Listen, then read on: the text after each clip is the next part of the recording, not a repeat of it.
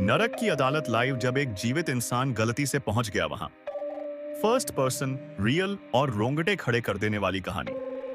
विषय: एक जिंदा इंसान की आत्मा नरक की अदालत में पहुंच जाती है और उसके पापों का लाइव फैसला होता है। क्या आपने कभी सोचा है, अगर आप जिंदा हो लेकिन आपकी आत्मा गलती से नरक पहुंच जाए, जहां हर आत्मा का इंसाफ होता है, पाप और पुण्य का हिसाब किताब, और जज कोई इंसान नहीं, खुद यमराज होते हैं। आज जो आप सुनने वाले हैं वो सिर्फ एक कहानी नहीं है, ये उस इंसान की हकीकत है जो मौत के बिना ही नरक पहुंच गया। और वहां शुरू हुई उसकी आत्मा की सबसे डरावनी सुनवाई। नाम आकाश, 28 वर्ष, आम इंसान, एक ऑफिस में काम करता है।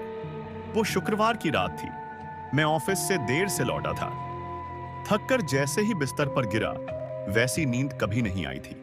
लेकिन नींद के अंदर मैं जैसे गिरता जा रहा था, एक गहरे काले कुएं में। और फिर अचानक मुझे लगा मैं अपने शरीर से बाहर निकल गया हूं।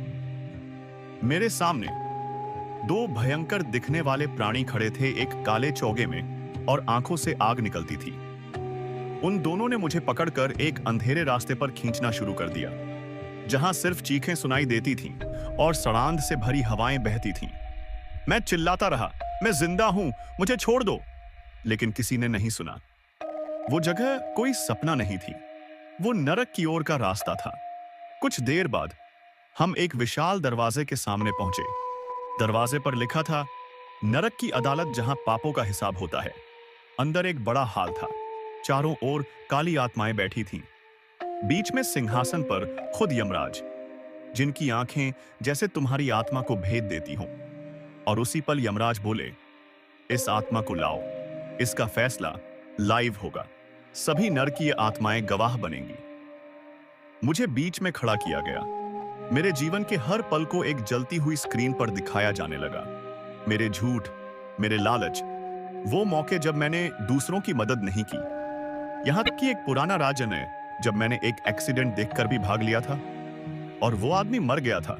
मैं चीखने लगा, मैंने जानबूझकर नहीं किया, प्लीज माफ कर दो। लेकिन एक आवाज आई, पाप गलती से भी किया जाए तो उसका हिसाब होगा।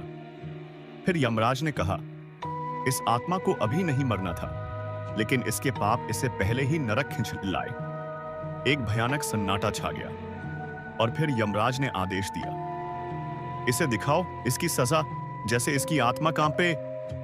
मुझे घसीटकर एक कोठरी में डाला गया, जहां दीवारों से खून टपक रहा था। और वहां वो आत्मा बैठी थी जिसकी मौत का जिम्मेदार मैं था। वो आत्मा बोली, तू जिंदा था लेकिन मेरी मौत पर चुप था। आज देख, मैं तेरा गवाह भी हूं और झल्लाद भी।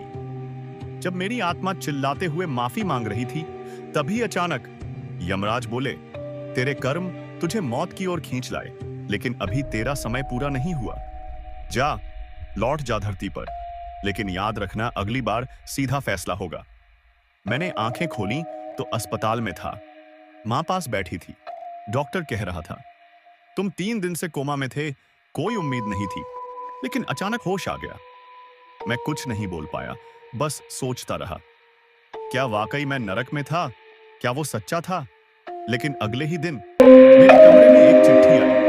सिर्फ एक लाइन लिखी थी, तुझे वक्त दिया गया है, अब भी पाप करेगा तो अगली बार वापसी नहीं होगी। नीचे हस्ताक्षर था, नरक की अदालत।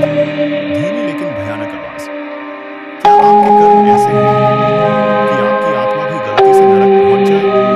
अगर हाँ, तो संभल जाइए।